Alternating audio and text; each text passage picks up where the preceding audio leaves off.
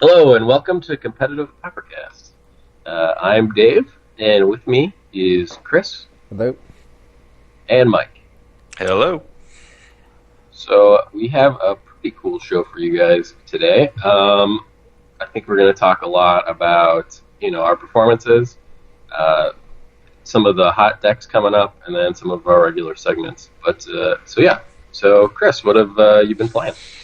Mostly the same Delver. I've made a few changes to try and combat the blue-red deck to my deck. So Frostburn wears out, and I took out Deprive and Dispel from the sideboard. I've got Stormbound Geist now. So I've got one Stormbound Geist in the main, two in the side. I haven't encountered the blue-red. I have not encountered the blue-red deck since I made those changes, though. So hopefully that'll change pretty soon. Yeah, and how about you, Mike? I've just been sticking with Tron. I haven't had any motivation to do anything different, I guess. I still like rolling thundering people. Fair enough. And I took a new deck to the premier events and actually top 8 with it, and it's my Zoom control deck. And it's a casual. I've listed it as a casual deck, but it's actually got a bit of game, and yeah, it's pretty exciting. I don't know. I always like when I can take something and play it to a top 8. But yeah. So anything else you guys been up to? No, I've actually been really curious about your Exhumed Control deck.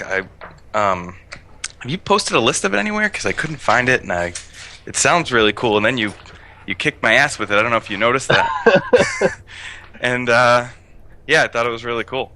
Yeah, so I posted a list on it on MTGO Strat, and at this point, it's like it's in the casual section. I normally post in the competitive, but last week I just kind of didn't have a ton of time to write a good thoughtful article, so I posted something to just casuals, and it's a deck that I'd kind of been thinking around with, but didn't really give much thought. But I really wanted to actually try it because people are coming up on the blue-red deck, and one of the things that I think is funny about the blue-red deck, and I've talked about at length in various places, is I think they run too many excludes, and so I wanted to punish the exclude players by effectively casting creatures without casting creatures.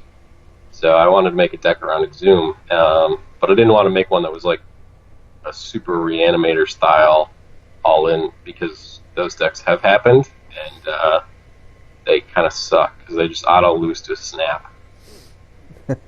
So I wanted to make a deck that could avoid losing to snaps, and yeah, that's kind of what this was. So the list in general is on MTGO Strat, but I think I'll try to publish the list that I top 8'd with somewhere once that comes out. Yeah, well, it should be up on the mothership in a day anyway. Yeah, and I got paired pretty well in a lot of that tournament because I played against Tron twice, which is probably my best matchup of the things, and also the thing I've happened to test against the most. So I knew it pretty well. Only played Delver twice and split with them, and that matchup feels kind of bad, at least right now. Do you build decks that can beat Delver? Who can beat Delver? It's like I try to beat Delver all the time, but it's a really challenging thing to do. The deck is just too good. Well, I have an interesting question for you guys. How much Delver did you play against yesterday in that premiere event? Way less than normal, that's for sure. I played against Delver. I think in the 4 rounds that I played yesterday, I played against him twice. Yeah, I had 0, and I faced them 0 in any of the 8-mans I did this week. That's Yeah, I insane. think I've encountered way nothing down. but Delver this week, pretty much. Yeah, all those Circle Protection blues I put in my list. I've just been rotting there. Meanwhile, I keep getting matched up against Stompy and getting destroyed. Yeah, about that. The Stompy players say that Tron is a bad matchup for him. Yeah, I don't know. I just maybe I have to mulligan more aggressively for Firebolts, but then the rest of my deck falls apart. So I think it's the Vanguard Marauders that you raise for the Vanguard Marauder and then try and get it active on as Yeah, early as possible. they just put on a lot of pressure. Yep. But we can have that for a separate segment of my woes of playing a bad deck. Do you think Tron's bad? No, but I think it gets, well, I'll tell you this. Most of my opponents, when I beat them, tell me how bad it is. They tell me my deck is so bad. Oh, yeah, well. So I have to believe the Ragers. Yeah, Ragers. But no, I don't think right. it's bad. I don't see how any deck that can generate that kind of mana in 3 turns is bad, quote-unquote bad. What matchups do you like and what do you not like? I mean, I think we've sort of talked about this last week, but... Well, that's the thing. Other than the Stompy, which, again, I took the Circle Protection greens out of my deck because I'd literally never faced green. So I just took them out. I was like, this must not be a real deck. People must be lying to me. So I haven't liked that without the Circle Protections. And other than that, I really just don't like the Kiln Fiend Nivik Cyclops deck. Just because I don't have anything at instant speed that can stop that. Yeah, and everything else is like a game, at least? Yeah, everything else is at least a game. I laugh when I play Mono Black. They try so hard to get me, and they just rarely can. Because Marauder's so good. I even went up to 4. It's too good. Yeah, I remember that being like a Big Non, the guy who came up with kind of the list everyone's using. He was saying like kind of the primary reason to play the deck is because it beats Mono Black and does pretty good work against Affinity. But yeah, the meta's kind of changed since then. So I actually played against an Affinity that had I had never seen Journey to Nowhere in Affinity, but I had raced for the turn 3. He had 2 Atogs out, and I had the turn 3 Fangren Marauder, and I was like, all right, I did it. And he Journeyed to Nowhere'd me, and I had never seen it. Yeah, and I couldn't get the life gain. Yeah, it's normally a perfect good game once you resolve a Fangren. I was excited. I was high-fiving myself. Yeah, especially that turn 3 Fangren. Yeah, it's like, really? Perfect world. Yeah. So I tried playing your challenge deck, the Disrupt Delver with disrupts with 4 of in the board in the main deck, and what I found was that the problem is Disrupt. You have to pay the 1. Your opponent has to pay 1, or else they counter the spell. And the thing is, most people play around days already, so. Ooh, yeah, didn't think about that. Didn't change anything. Yeah, it doesn't change anything. So what it became was a bad cantrip. I could have found you a better bad cantrip. Yeah, it was a conditional cantrip too. So it was like, man, they have to cast an instant or sorcery, and I have to have the 1 mana for it. And so perfect example is if I'm up against a Delver player, right? The only time Disrupt is ever good is if I have no turn 1 play myself. So if I don't have a Ponder, Preordain, or Delver that I'm casting, and they happen to have a turn 1 not Delver that they're casting, Ponder, Preordain. Yeah, that seemed to be the primary example where I'd want it. Yeah, but I guess the situation just doesn't come up that often, and so it just became too hard to cast, and I ended up casting it on my own stuff. Good one. All right. So Disrupt. I think it's. I'll try and find cooler challenge cards. Yeah, well, I think it could be good in a good deck. I mean, the Days, or in a different deck. That Days thing was actually kind of interesting because I can see why that would sort of be a problem. Yep. Oh, and if they obviously if they saw it in game 1, they're going to play around it in game 2. I mean, most of the time I was siding it out, but yeah. I tried keeping 2 in on the play or whatever because I could get people on. I think the main reason to try and do it was for mono black control, but I just think there's better avenues to combat mono black control than that. Sure. Well, it was a valiant effort. I applaud your efforts there.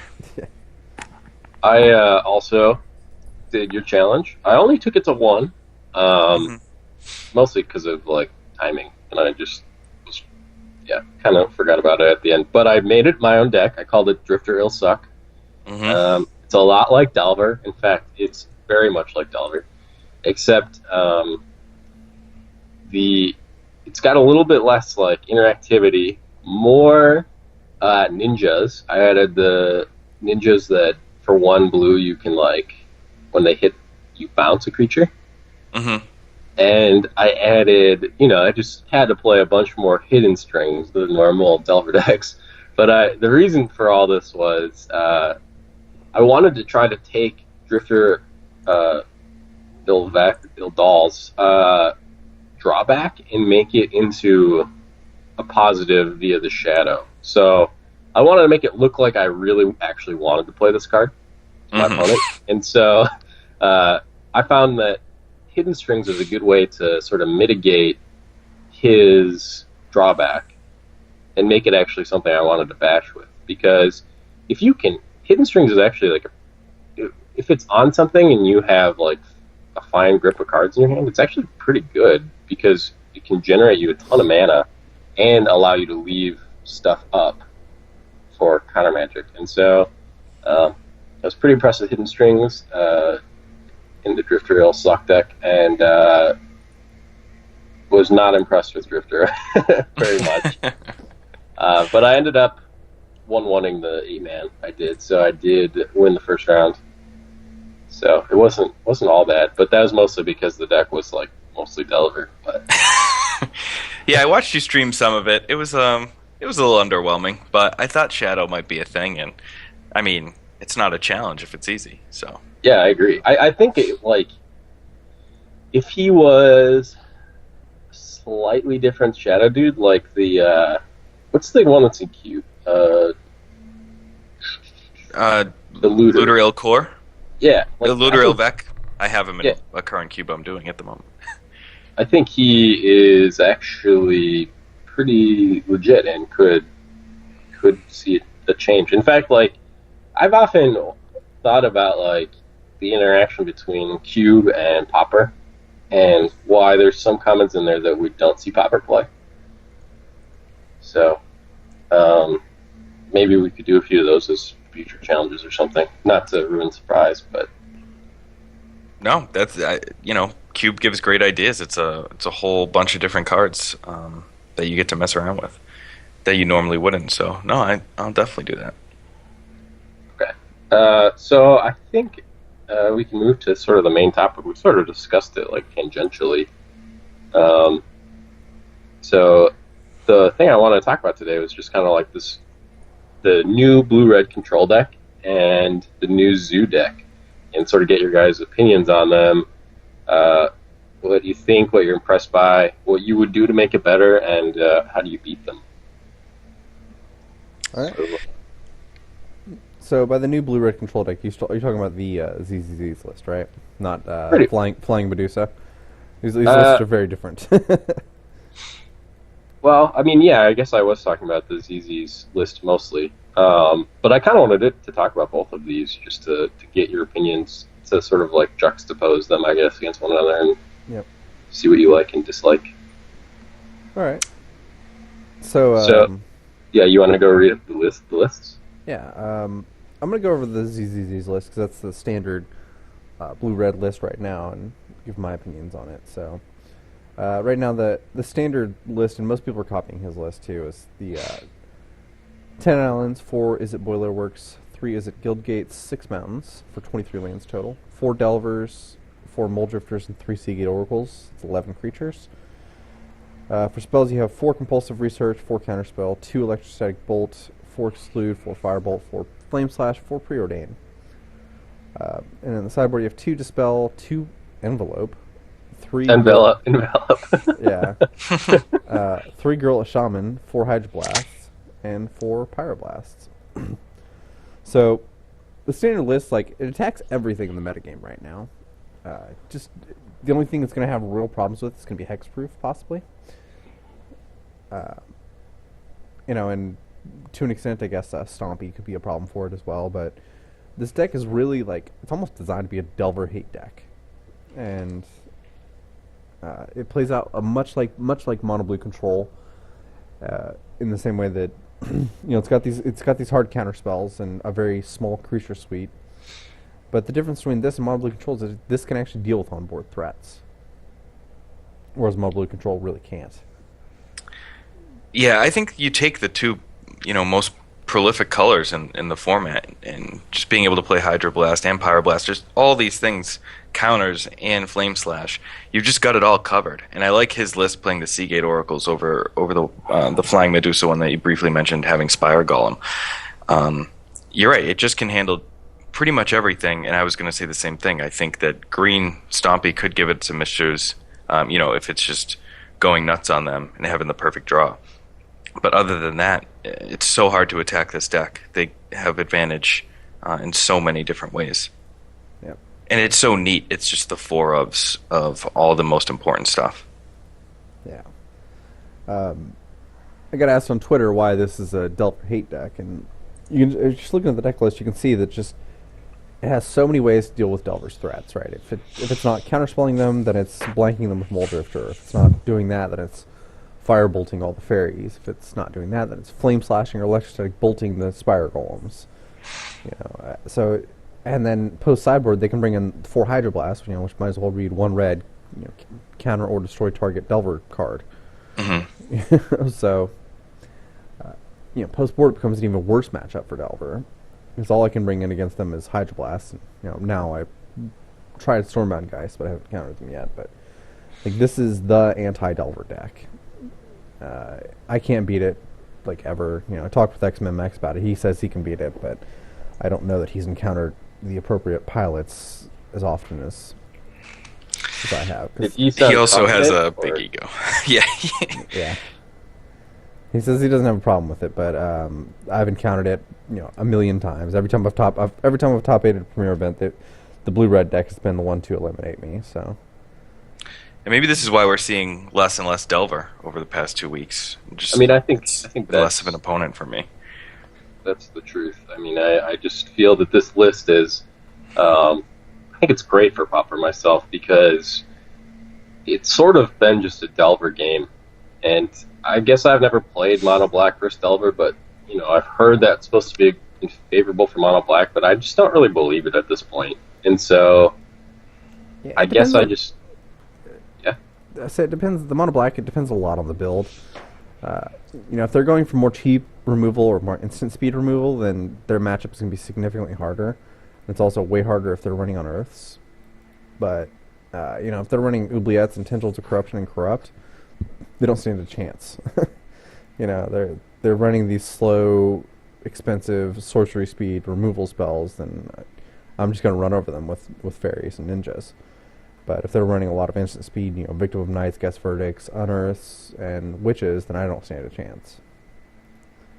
Okay, well, I guess my point is mostly just that we haven't had something that clearly beats Delver until this, and I think this is great because I think it's going to start a metagame cycle. I think when this wins, people are going to start attacking this, and then whatever beats this will lose to Delver, so then we'll actually have a cycle.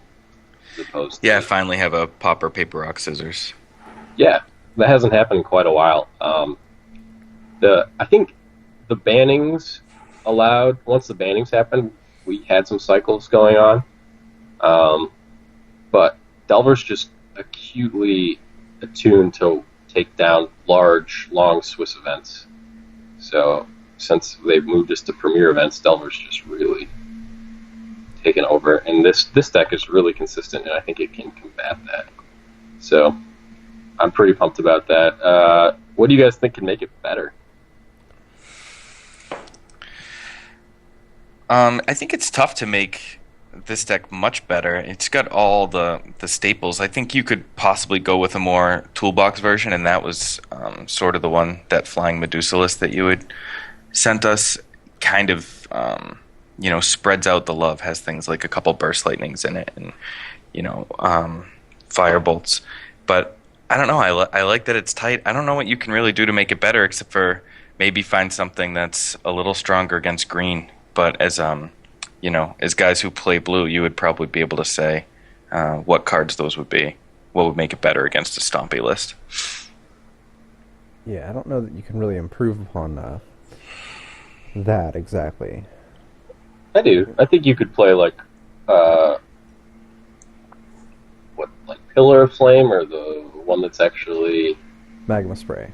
Magma Spray. That's good against Stompy. That turns some of the problem 2-for-1 creatures into just 1-for-1s. Yeah, I would imagine that's a better sideboard card than Envelop. I don't know what Envelop is really specifically there for. I don't really know either, but he crushed me with his list yesterday. And I know he's probably the premier Pauper control player. Yeah, this is the guy who played Blue-Red Cloudpost in a time of temporal fissure, so... Mm-hmm. Balling out of control. Yeah, so he's good. The thing I like a lot in the Medusa list is, I know, Chris, you don't like the Spire Golems, but... Oh, that was me. I love the Spire Golems. Or Mike. I don't like the Spire Golems. I kind of do. I don't know if I want 4 of them, but it's one of the things about designing control decks, in my opinion, is you want a deck that can design around all foreseeable problems that might occur in the course of the game, because games are going to go long, so you have to have outs to whatever they do, because eventually they're going to draw their cards against you.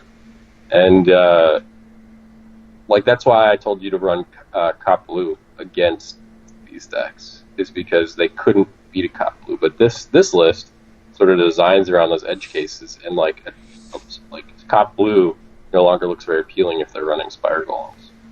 So I don't think 4 is right, but I might run 1 or 2 as an answer to, or just a different way to deal damage, Yeah, I guess I can kind of see your point there, and you're right. That kind of mitigates the Cop Blue problem, because I've gone against this since I'm putting in Cop Blue, not against the ZZZ, but other people playing a similar list, and the Cop Blue shuts them down. My problem is I'm bringing in things like Flame Slash for your Delvers, because I need to get your Delver off the table, and that also just takes care of Spire Golem. So to have a card that doesn't attack me in a different way, it just doesn't bother me that much. And usually I can find enough dead cards to even throw in an Ancient Grudge when I see Spire Golem, because that just kills 2 of them at once, and it's fine as a one-of. It's fine for me to bring in against any time someone casts a Spire Golem against me. That's fair.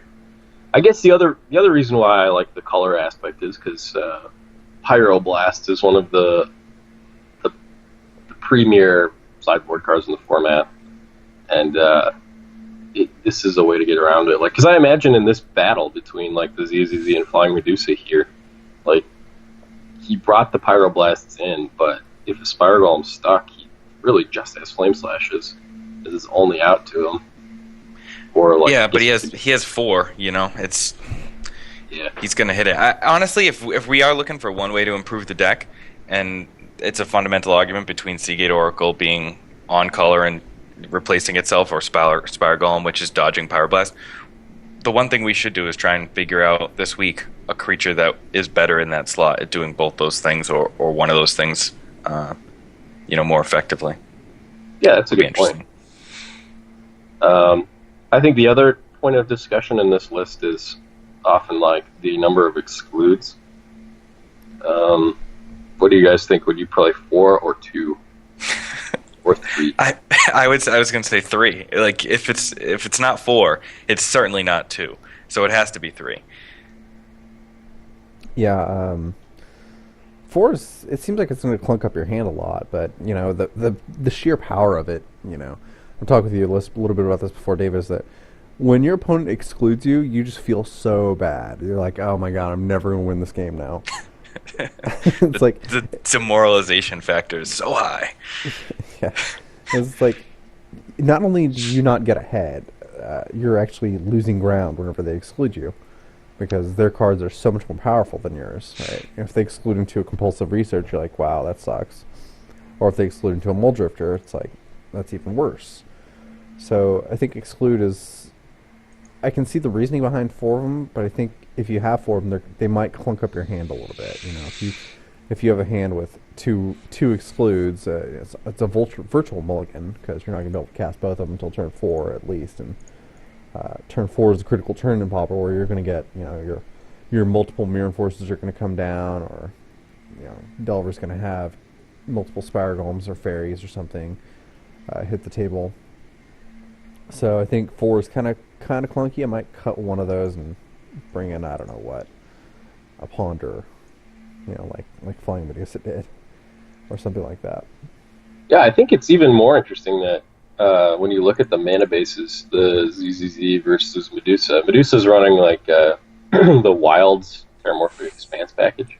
Yeah. And actually, this is sort of the topic of my next article I'm going to put out on Wednesday. But there's a lot of like trade-offs when you do that versus your guild gates. And one of the big ones that I've heard people talk about before is if you play guild gates and bounce lands, well, there's going to be some percentage of the time you play a tap land on turn 1, and then you have to bounce it, and it's your only other land. So on turn 3, you have to play another tap land, and so you can't play your exclude. So you'd think, but that doesn't happen when you are playing the Evolving Wilds Terramorphic Expanse package, because even though they're sort of like tap lands initially, they're not, like, you find your island and it comes in tap, so it's like sort of a tap land, but then the second time it's not tapped.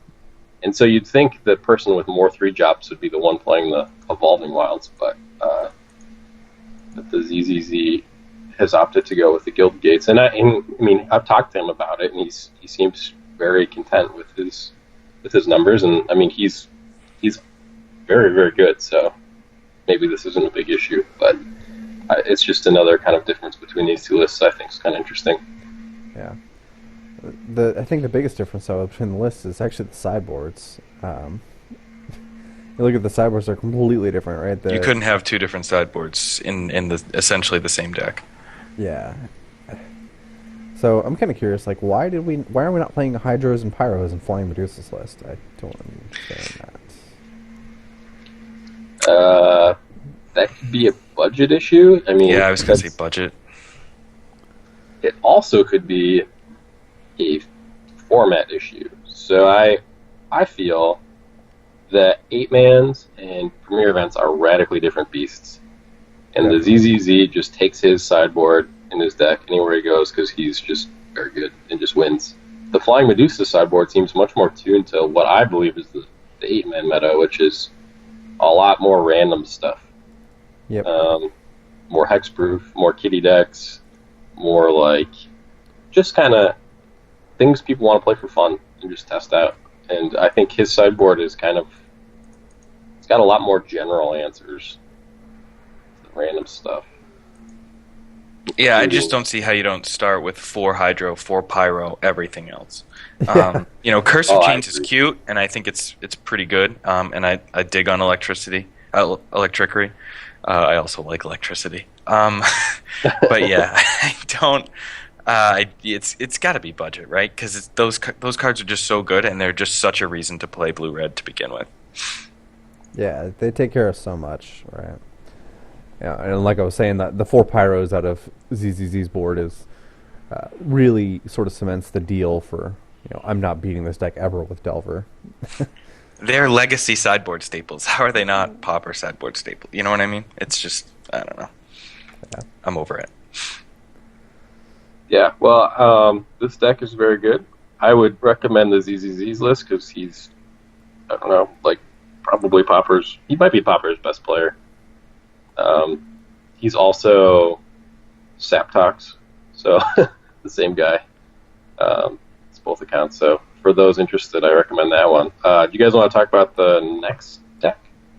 Yeah, Zoo. So yeah, I think this deck is sweet. I think it's pretty amazing. I think it's got some problems. I kind of want to play it. I went on my old account and found some Modka Rioters and put them on my main account because I think the idea is solid, but I don't know, there's something I don't like about it. And if I figure it out, I'll let you know. All right. So this is sort of the standard list of Zoo. Most people are still playing around with it, but so what we've got is the mana base is, an interesting Zoo mana base. I think the mana base is probably the biggest problem with assembling the 5 basics that you need is kind of interesting. So we've got 4 Evolving Wilds, 9 Forest, 1 Island, 1 Mountain, 1 Plains, 4 Terramorphic Expanse. So the full 8 fetch lands. 1 Aura Gnarlid, 4 core Skyfishers, 3 Matka Riders, 2 Kasali Pride Mages, 4 Squadron Hawks, 4 Wild Coddle, and 2 Young Wolf. What the hell? 4 Abundant Growth, 3 Brainstorm, 4 Nihilia's Presence, 3 Rancor, 2 Stagger Stock, and 4 Tribal Flames. For the sideboard, we have 2 Ancient Grudge, 1 Armadillo Cloak, 2 Electric Greed, 2 Gorilla Shaman, 1 Hydroblast, 3 Obsidian Acolytes, 2 Pyroblast, and 2 Ray of Revelations. Yeah, so this deck, the reason why I wanted to talk about it is because the same guy who came up with it managed to top 8 once, which, I was like, what, fluke, whatever, happens. I think he got, like, top 4 when then that one. He then, like, top 16 another one. And so, it's like, whatever. And then he got second. Yep. So, I figured, the first time it was happening, like, wow, the stars are really aligning for this guy. How is this possible? But once he got second, the whole Pauper community started paying attention. And now this is, like, the primary deck I've played against in the tournament practice room. It is everywhere. And people keep asking me, have you tried this 5-color deck? Play it and stream. What do you think about it? And so I wanted to get your guys' opinions. So, what else do you guys like and dislike? I think I love Nihilia's Presence, Matka Riders. That drives me crazy how good it is. What I don't like, I don't know if I like Abundant Growth. I don't know if that's a necessary evil. It obviously doesn't do the same thing, and it allows you to play things like Brainstorm, but I wonder, the blue is here just for Brainstorm and 1 Hydroblast? Is that, am I wrong in that? No, not at all. That can't be, Brainstorm can't be that good. And it can't be that good in this. Now, Nihilia's Presence, replaces itself. He's got this whole aura secondary thing going on, but only 1 Aura Narlid. And I feel like if you're going to go crazy on this, then why don't you have Ethereal Armor in here? That's a good one. That's a good idea. Well, okay, so the Abundant Growth replaces itself, right? It's also a cantripping aura. So it's essentially a free card, and you also have the sort of small synergy with Core Skyfishers with Abundant Growth. You can bounce the Abundant Growth and redraw a card with the Core Skyfisher. The same kitty style thing you have going on. Mm-hmm. So yeah, that's sort of the Abundant Growth sort of makes the splash free, and Brainstorm has a lot of synergy with Squadron Hawk and your fetch lands too. So Brainstorm is sort of a very good card to play in this deck too. Then you also are playing the 1 island, so you have it. It's a free splash because your fetch lands. You can get your island if you have a Brainstorm stuck in your hand or a Hydroblast or something. So I like that a lot, actually. All right, I'm on board with that. I found the Abundant Growth very, I guess, cute is a good way to put it. One thing I didn't realize until someone did it against me is you can take your Evolving Wilds or Terramorphic Expanses, and if you're in a point where you just want to cast a bunch of stuff in a turn, you can play your Expanse and put a Growth on it, and now you can start tapping your Wilds and Expanses for mana. So I've been pleasantly surprised by how good the Growth is in their deck. But you do put yourself in a position where now you can't crack your Wilds until you Skyfisher it back to your hand. Yep. Yeah, that does sound cute. I guess it does give you things to Skyfisher for, like if you want to play a turn 2 Skyfisher, it allows you to do that in a lot of situations. Yeah. So maybe that's it. I just think there's got to be a way to streamline it, but without playing it, it's hard to say exactly. I've played against it a lot lately. It's like probably the number 1 deck I've played against with Exhume Control, and because gotta get your tournament practice stuff in. And the Squadron Hawks have been so annoying. Like I've never been more irritated by Squadron Hawks than this deck. They're just terrible. Because you can they're just a nightmare for mono black decks that want to get rid of a Mokta Raider by like an edict. Yep. Yeah. And then when they do ever Squadron Hawk up with the Brainstorm, you're just like, oh my god. can't believe this is happening right now. Yeah, it's just super advantage, and they're good with Rancor. Yeah, for sure. I just really love the domain Nihilia's presence thing. That's got to be what makes the deck. Just boom, tribal flames, so Yeah. easy. So that's the other big synergy. There's Nolia's presence with tribal flames. You can hit people for 10. They're just like, wow, Yeah, it's okay. never been so good. Like, wow, well, and this tribal flames, like, it's the one thing that gets rid of Fanged Marauder, too. So it's actually got a decent Tron sort of backup plan there, is killing off the Fanged Marauders with the tribal flames. Yeah, and I've been amazed at the mana base. Like, this deck just does not seem like it should be able to cast spells ever. And, like, pretty consistently, it's managed to put guys on the table against me. Sometimes I can beat it, but it just doesn't. And maybe I'm just getting sort of the good of it, but it just seems like 20 lands already is pretty low, for an aggro deck. And 8 of those lands are tap lands, which is like even crazier for an aggro deck. But when they can like get double Wild Nacatl against me on the first couple turns, it's pretty crazy actually. How much they can beat for. It's funny how aggressive the deck seems like it can be, despite having things like 4 Abundant Growth, 4 Nihilia's Presence, and 8 tap lands. It's like they only have to stick one of these things, and they all start being a problem together. Yeah. So how good do you guys think this deck is? That's the real question, I think. I think it plays out much like a White Weenie deck, but it has some reach with Tribal Flames. Because it's a little bit slower than like Stompy or Burn or Goblins, but you can turn 5 people with it pretty consistently. Turn 5, turn 6 people. So that's what I think about it. Yeah, I think it's strong. I mean, you have 20 damage right there in the Tribal Flames. You don't have to do that much work if you're going to draw 1 or 2 of those. And I think Stagger Shock is really sweet technology, too. Yeah. Just dealing with multiple things, and, you have to counter the first one or it's going to hit you twice.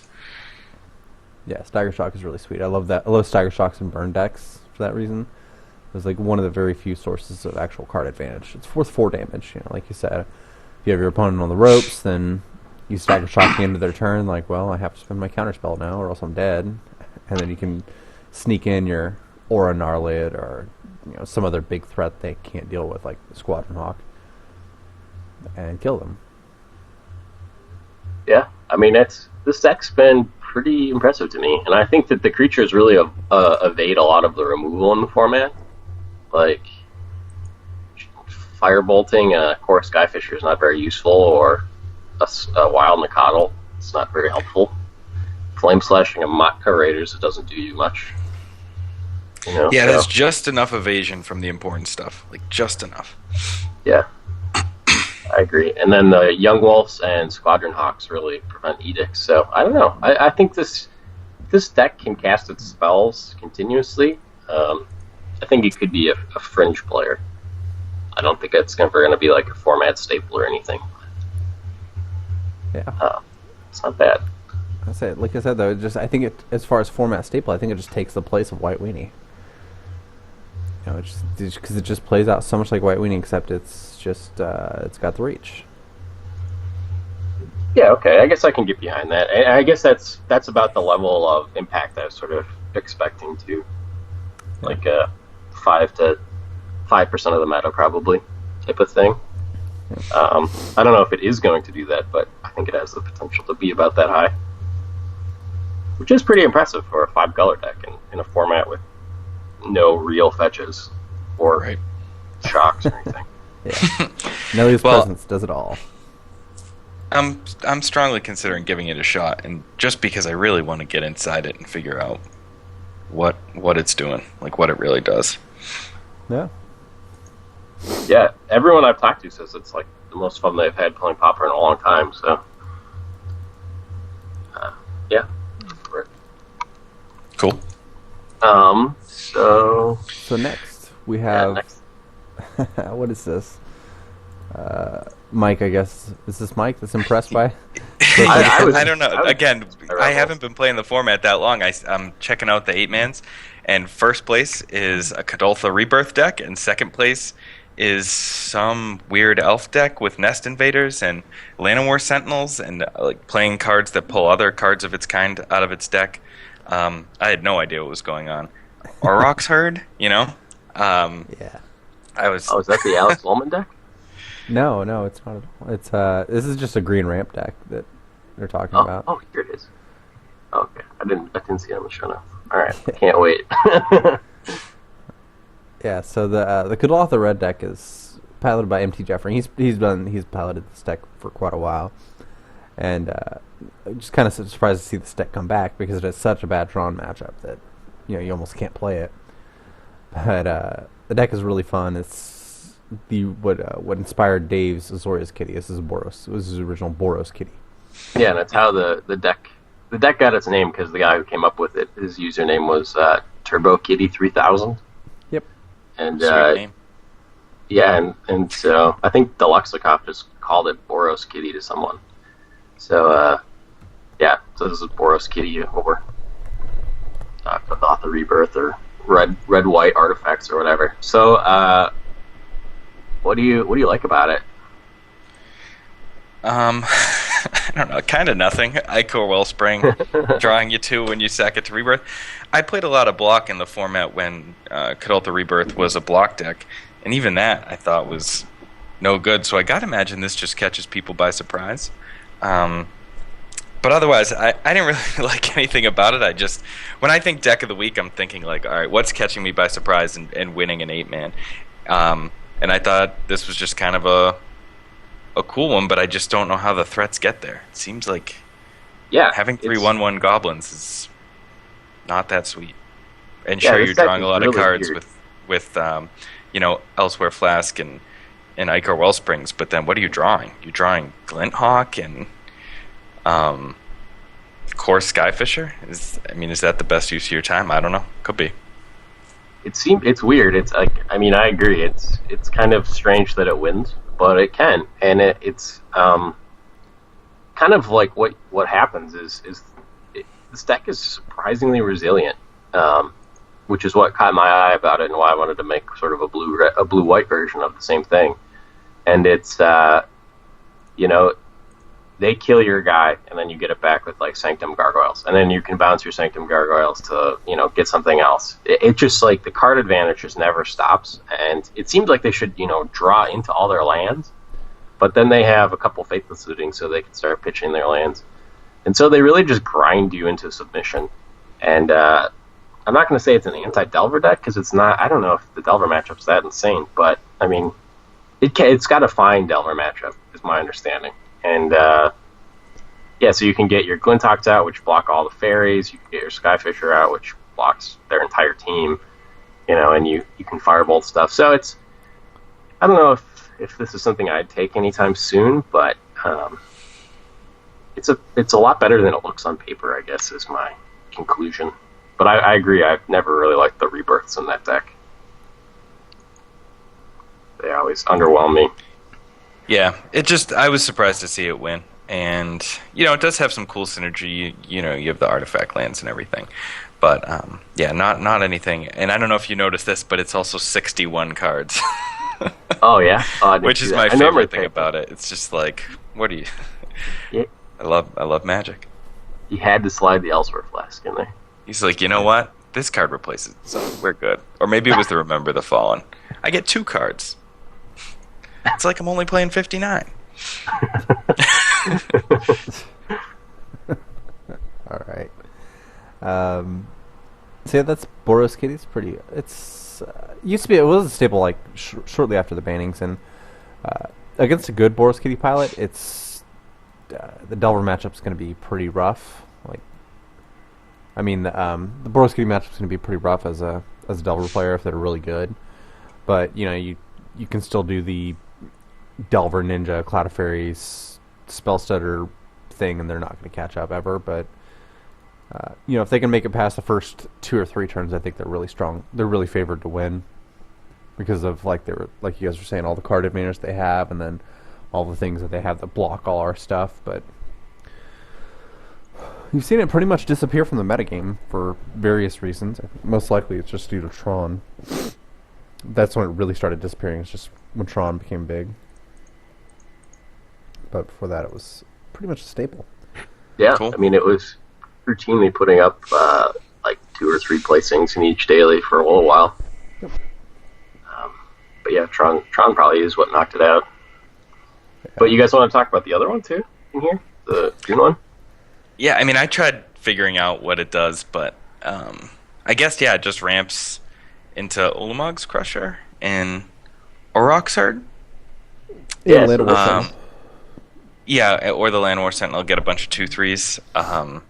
Again, just surprised that this worked. It had some pretty cool sideboard cards like Juvenile Gloom Widow. That's old school. The Blight Widow is like almost strictly better than this, right? Except Blight Widow only doesn't cost 2 mana. I don't know. Yeah. Yeah. Basically. Yeah, this is the Alex Ullman deck. I mean, he's been touting it a bit, and what does he call it? Eldrazi Green, is that right? Yeah, I think so. And the way it works is it just gets a ton of mana by getting Sprawls and Growths onto a forest, and then untapping it with Arborels and Voyaging Satyrs. And it can, I mean, I've lost to it before, and it can get there. It's definitely a fine deck. I don't know if I'd take it to a premier event or anything, but it's all right. I mean, it can get a ton of mana out there. It can get a ton of fatties out there, and if you're not prepared for it, I mean, it's a good game. Like, I mean, Crusher just crushes. It also probably costs about 35 cents, which is not bad. Yeah, I don't think there's anything expensive at all in it. Thermokarst is kind of a little bit. Oh, yeah, that's right. Yeah. But, yes. So you're just ramping into a Crusher or a Sentinel or a Fang Marauder or Oroxard and using those to card advantage yourself out. I think it's going to lose pretty handily to like control decks, like heavy control decks. Mono black control also is going to, I think, just crush it, right? I mean, probably the thing, like anything with the counterspell, I just think it would have a very tough time losing myself. But sometimes, like, to me, the thing about this deck is it's kind of like, I think I'd probably just rather play Elves, because I think Elves is just faster and more consistent. And they're kind of doing the same type of thing where they're like, you know, getting a ton of mana and playing a lot of things quickly. And this one loses to sort of the, you know, I got my mana out there. Now, instead of, like, bashing you with my mana, if my fallback plan goes awry, I'm casting an Oroxard and you counter it, and then I can't do anything. Yeah, I think it's really just tough against the counter spell decks. I mean, you're going to draw all your Crushers, all your Oroxards, you know, and they'll be able to deal with pretty much everything else in here. Maybe not the Fang Marauder. Yeah. I will say, if you can get an Oroxard down, it's right. brutal. It's going to be a problem. It's the big Squadron Hawk. Yeah. Yeah. Yeah, for sure.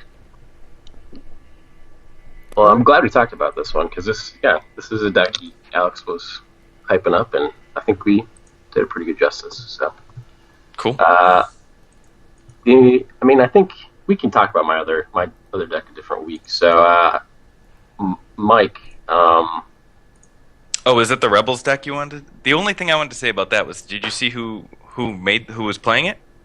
No, I guess let's look at the Rebels deck. The Flying Medusa. Yeah. The guy who had the other wonky blue red control. He's the Rebels deck guy.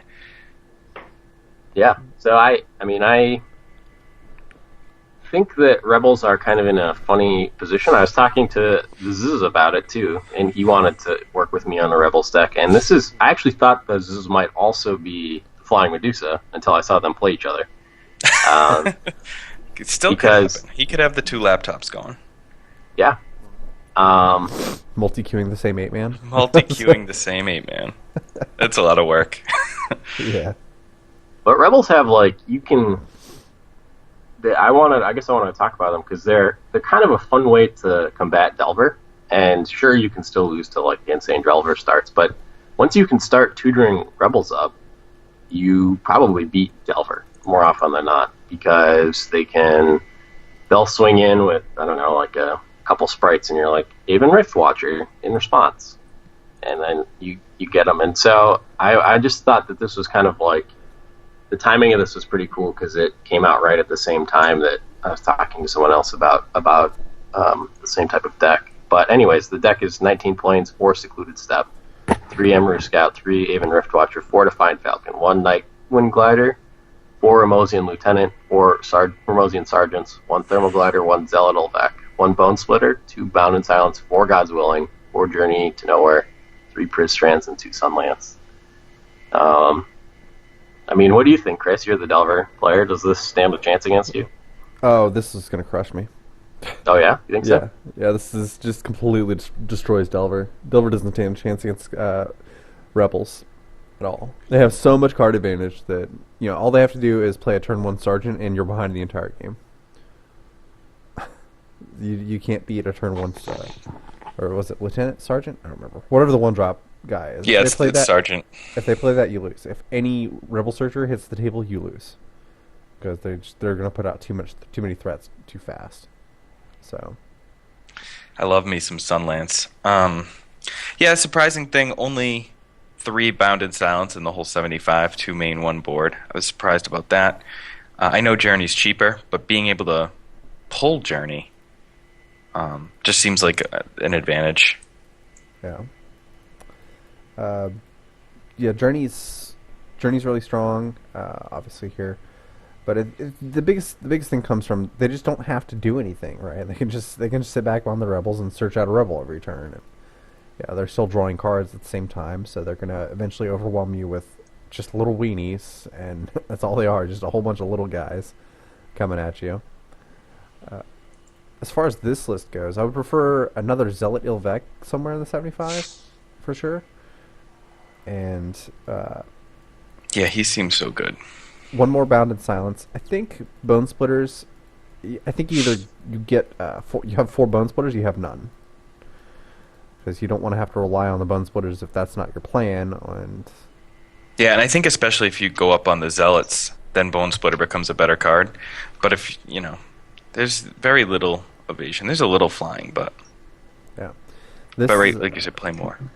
So I played with the Rebels a little bit, and it's super grindy. Like, you're not going to win until turn 20, at least. So because they don't have a way to kill you quickly. It's a very, very, very grindy deck. Yeah, so I mean, I think I don't know how well it's positioned now that the blue-red deck's around, but it's something to consider, and yeah, so that's all I wanted to talk about on that one. So, Mike, do you have anything for your segment? Yeah, I've got some challenge. Well, I'm focusing on your Exhume control. I mean, I know that's what you've been trying to play. I scoured again. My card knowledge, especially with commons, is not superb. But I was trying to find something that would work in your Exhume control deck. I found very little. The only thing I thought might be cool is Architects of Will, to give you something else to Exhume early. I know that Muldrifter is like amazing. You draw 2 cards, you bin it, you get it back for 2 mana. Seems busted, but I was gonna challenge you to try and do it with Architects of Will. Get the cycling going, get a 3/4. You could essentially have it on turn 2 and set up their next 3 draws as well, or yours, which I thought was cool. All right, I'll give it a shot. Reactions. Thoughts and reactions. I mean, I think that the cuteness of the possible turn 1 into turn 2 Exhume is pretty good. I wish he would draw like a card on Resolution. I'd be actually like very excited about it then. I don't know. I think it could be good. I don't know if I want it as a 4/0, but I will play it as a 4/0. If you want to play it in any number, you can give it a shot. Since I caught, well, actually, you did get a win out of the the the Drifter deck, so that you paid for that 8-man. But no, you do whatever you want. You don't have to play it as a 4 if you don't want. But I'd like to see if your strategy works, if you ever can get the turn 2 Architect, and if it can go the distance. Okay. All right. And Chris, are you still playing Delver? What's your plan? You know what? I will go for whatever you want me to go for. Oh, just like whatever. Yep, just whatever. All right. What I really want to see is some red deck with Rubble Belt Maka. I gotta believe that works in some way. Okay. I want you to Blood Rush a Rubble Belt Maka for me this week. I can do that. I can do that for sure. Sweet. That's the plan. What I would like you guys to do is I need to get off Tron. I need to try something else. I need to broaden my horizons for the sake of your sweet podcast.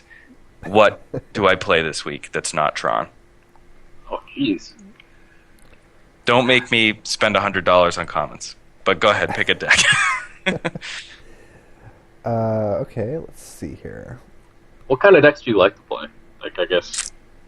I like to play whatever deck will win me games. That's generally my strategy. Whatever deck will win. The thing is, I'm not like a huge green mage, but I also don't it doesn't matter because I think the Matka Riders deck, I think that Nylea's Presence deck is sweet.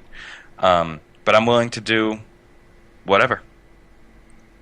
I guess my vote's for. I mean, you sound amped to try that deck. I think you should try the Zoo deck, and if that doesn't work, Mike, I guess my other vote would be the blue-red deck. I'd love to learn more about both of those. So. Well, then I guess we'll let Chris break the tie. Yeah. Okay. I say play the Domain deck. Okay. Do it. I will put good use to the 38 Nylea's Presence decks I've drafted. Cards I've drafted. So one thing I gotta let you guys know, I will be on my bachelor party next weekend in Las Vegas. Probably not Skyping in from Vegas at 5:30 a.m. on a Sunday, but I probably will still be up. So maybe I'll intoxicatingly Skype you guys from my phone if I'm feeling really crazy. But you can't count on me in the podcast. That's cool. All right. Cool. Yeah. Congrats. Thanks, man. Oh yeah. Did you want to give us a what's the play, and then we can wrap it up? Oh man, I totally forgot to get that off my game thing. I don't have a what's the play. Do you have a what's the play? It was my responsibility. I dropped the ball. I was catching up on all the stuff you posted this morning. Yeah, there's a lot. I don't know, Chris. Do you have one? I do not. I failed. I failed you guys. Oh man, we're so bad. I guess I do have one actually. This happened to me, and I got it wrong. So, all right, I'm playing, and this is gonna be ridiculous because you don't know Big Zoom Control, but I think this situation is pretty understandable. So it's game 2, which is relevant, and I'm playing against and he's blue-red control, and I have a Crusher and a Mole Drifter in my graveyard.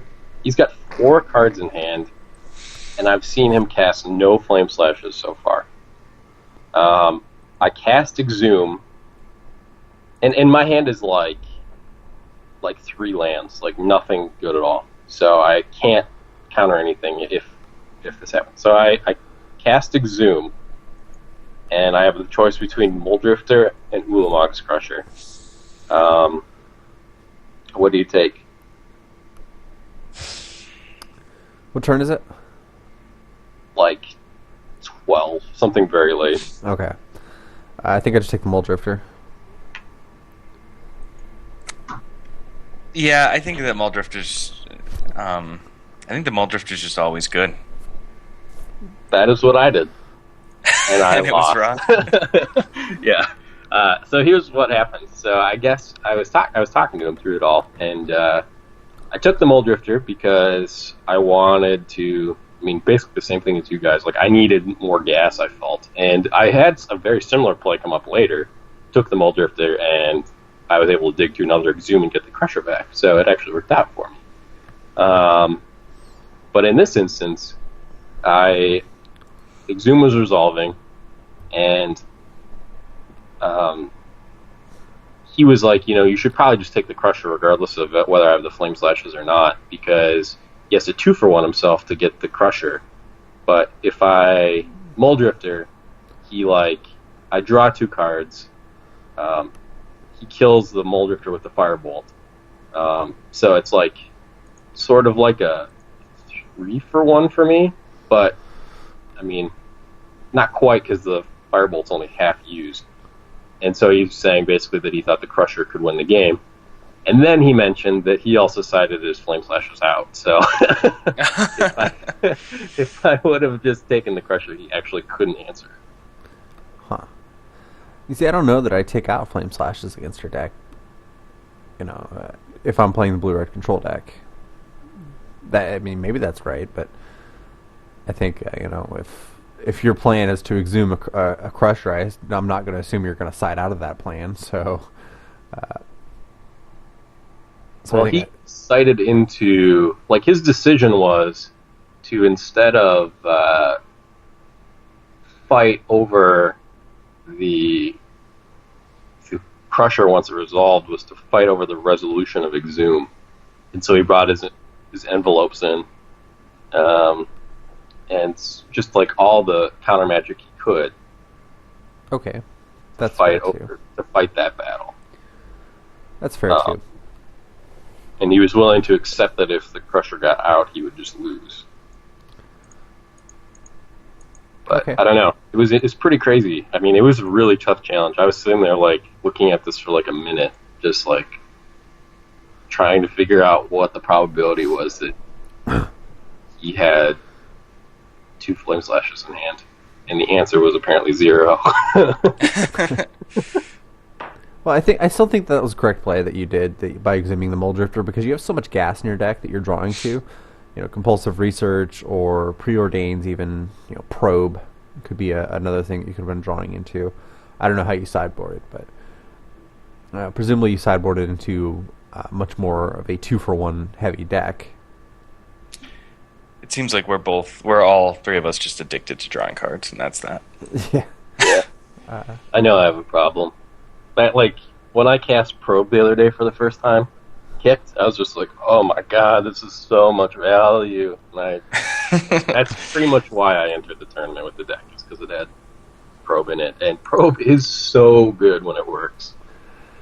It's just the best. Works really well with your deck too, in particular. Yeah, I mean, I want to pitch stuff all the time, so I have no issue with that downside of it. And then you just make your opponent... the thing about it is a lot of decks, they scale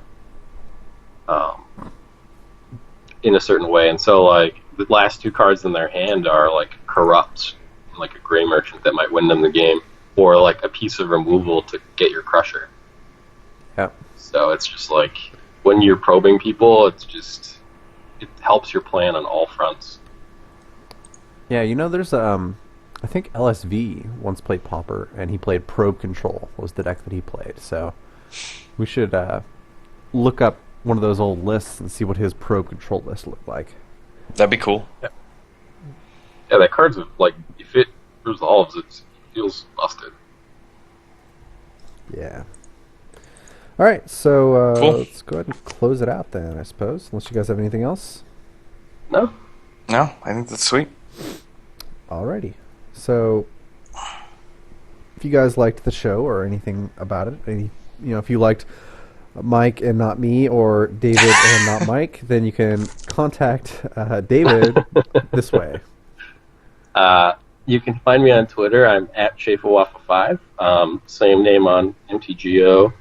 And I do the Thoughtcast series at MTGO Strats. And apparently I also post occasionally in the casual section. So you can comment and read my stuff there. And if you particularly like Mike and love his appearances on our show, then you can contact him by this way. I am Bobby Sapphire, one word, on Twitter and on Magic Online. Please don't tell me if you don't like me. I don't need to know. And also, I am gonna be doing a weekly standard column on MTGO Strat since I got the since I'm doing this with you guys. I'm gonna be writing about competitive standard. Oh, cool. Nice. So keep an eye out for that. Nice. I'm Chris. If you liked me in particular, you can tell me. If you didn't like me, I don't care. But you can contact me on Twitter at cweaver8518. I am quite active on Twitter. And on Moto at cweaver is my username. So thank you guys for listening. This has been Competitive Podcast.